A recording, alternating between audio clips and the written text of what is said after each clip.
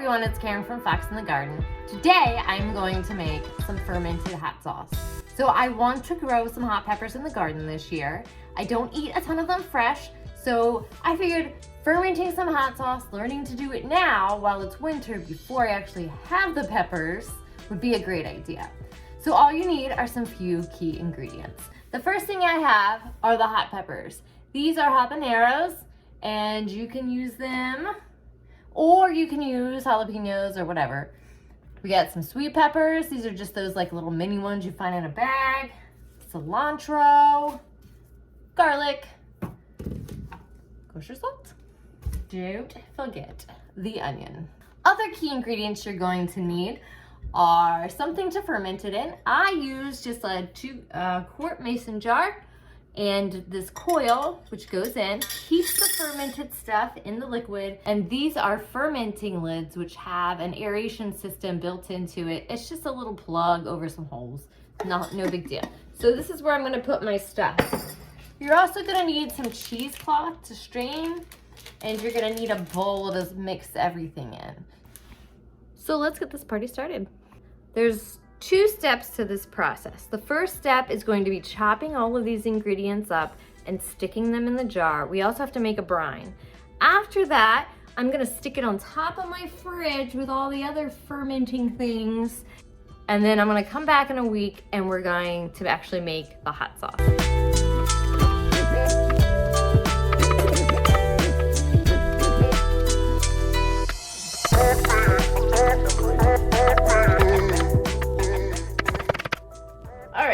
So I chopped up the sweet peppers. Next I'll do the hot peppers. But basically you just want to do these in rings so that they easily compact into your jar.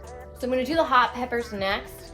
Make sure you wear gloves when you do that, especially if you're a contact wearer like me, because I'm sure you've had this happen where you cut up a hot pepper and early in the day you forgot about it and you went back to put your contacts in and your eye was just freaking on fire. So I am going to avoid that and just wear gloves today. If you want the recipe for this, I'm gonna put it in the description of the video so you can link it there.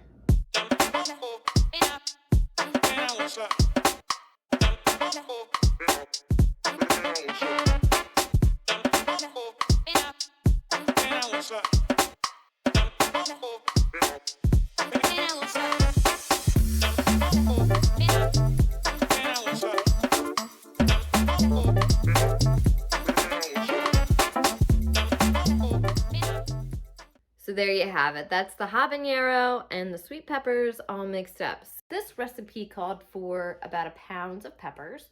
So we did half sweet and half habanero.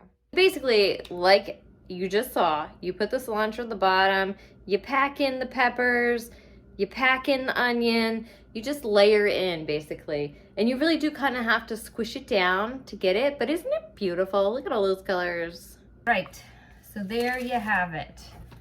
All layered up and ready to go. So the next thing we need to do is make the brine that will go in this, and then we're pretty much done with the first step of this fermentation process.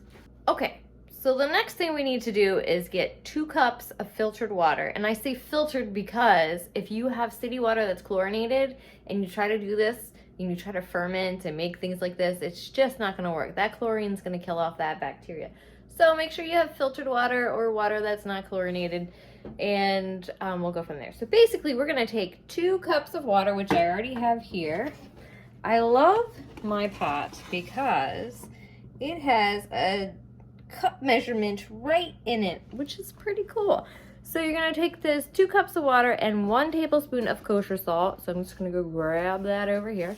And you just basically heat it up until the salt dissolves. And that's it. That's as simple as that.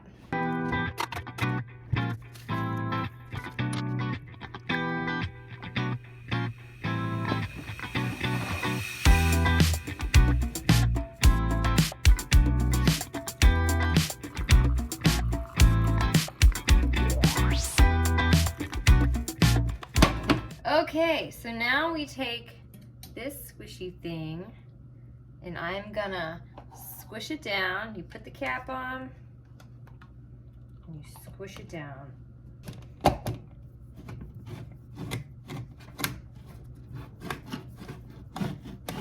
So I'll see you in about a week or two. Hey everyone, it's been a week. I'm back. It's time to make the hot sauce. So here is the jar with everything we did last time. So now it looks a little different, doesn't it? You've got some pink cloudy stuff. Everything is squished down. Very different. But I thought before we would actually go into this, we would talk a little bit about what's happening in that jar right now. So we are going through a process called lactic acid fermentation. It is an anaerobic fermentation process, which means basically what's happening is the microorganisms on all of the plants in there are eating the sugars in the plant in a state without oxygen.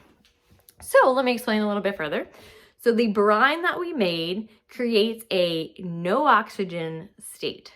And while the sugars are breaking down with these enzymes from the microorganisms, that is causing the fermentation process. So the acidity level is rising, the sugar level is lowering, if that makes any sense to you. And that's how we get fermented hot sauce and other things. Let me show you some fermentation gone wrong. I did some sauerkraut and I allowed some of it to be exposed past the brine. Silly old me. And now look at it. A whole bunch of mold. I saved it around just for this moment. I'll dump it soon. So that is the power of fermentation done well. Now let me tell you, fermentation has been around forever. It's been around since human history can ever be recorded. Every culture has some type of fermented food that they keep around that they're famous for. Think the Germans and sauerkraut, think Koreans and kimchi. We use vinegar, we drink beer, alcohol, yogurt is a thing, cheese, all of those things are fermented foods. And once upon a time, we used to eat a ton of fermented foods. That's exactly how we extended the life of our food. We didn't have refrigerators. The funny thing though, is that when we started using these lovely things, we stopped eating so much fermented food. Now we think it's weird. But second, our gut health has also diminished. We're learning now that the microorganisms and fermented foods actually have a very important role in our health. So making sure that we have a nice balance of good bacteria to counter the bad bacteria and to keep us healthy is important, because we don't function well if we don't have the bacteria in our body functioning well, which is important. One of the reasons why I'm trying to add more fermented foods into my diet. But let's get started with this hot sauce. I'm ready to get started. So here are some things you're gonna need. Obviously, you're gonna need your ferment. You're gonna need something to put the hot sauce in that's airtight. You're gonna need a fine mesh strainer, so you can use this, or you can use cheesecloth. You need a blender. I don't have a very good blender. I'm gonna use my stick blender. Now, if you use a stick blender though, get some glasses. You definitely don't want the stuff in your eyes. So I decided to use that. I can get a very good smooth blend with it, whereas my other thing I have doesn't do very well. But if you have a food processor, that works. And then you're gonna need a lime, and you're gonna need to squeeze it.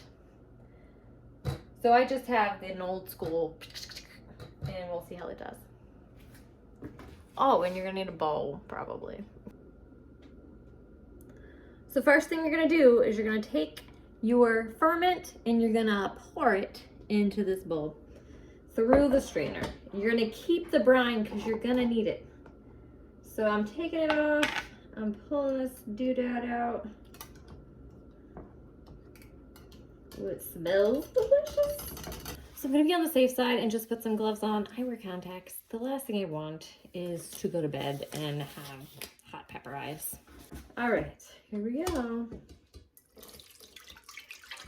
So I have a little bit left at the bottom here. I'm just gonna scrape out.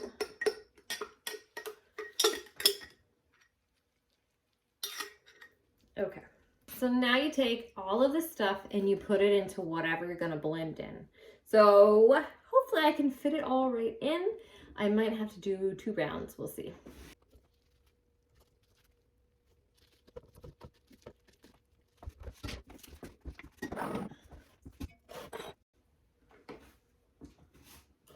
So once you have it in your blending device, you want to take about a tablespoon of lemon and add it to that. So we're just gonna cut this up.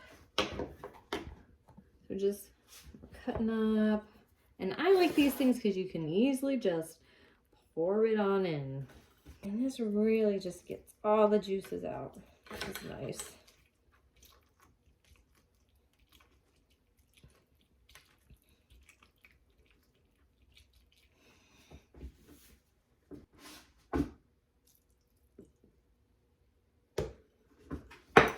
And then you want to add the rest, some brine. So just add a little bit at first, maybe like up to there. So the amount of brine is going to create different consistencies. So if you really want like a thin hot sauce that's just going to like go great on tacos or something, then you're probably going to want to add more brine. But if you like it to be nice and chunky, you might want to use it for cooking, then less brine. So we'll see how this goes. Donning the sunglasses. Splatter guard.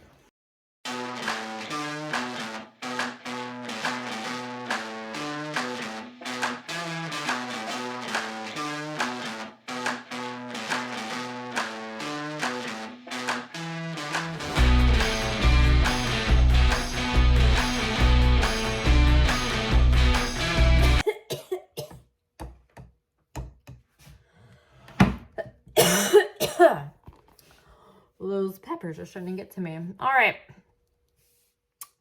This is all I'm doing because if I add any more brine to this, it will just overflow with the way I'm blending it right now. So let's just add it to the jar.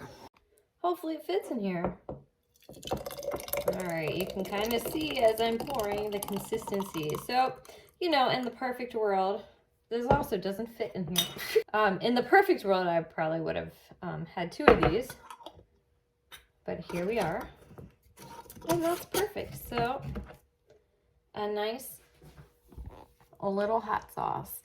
I was able to put the last little bit in this cute little jar with beeswax cap on it. I don't know what happened to my actual cap, but anyways, so I just wanted to let you know that you can store this in the fridge for a whole year.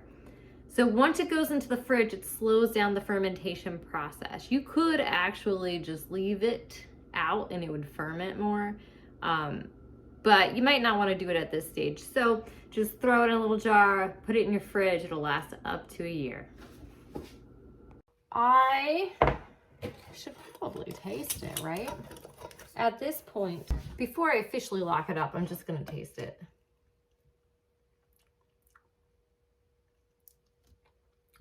Woo! I had taken a bit more of a bite than I wanted.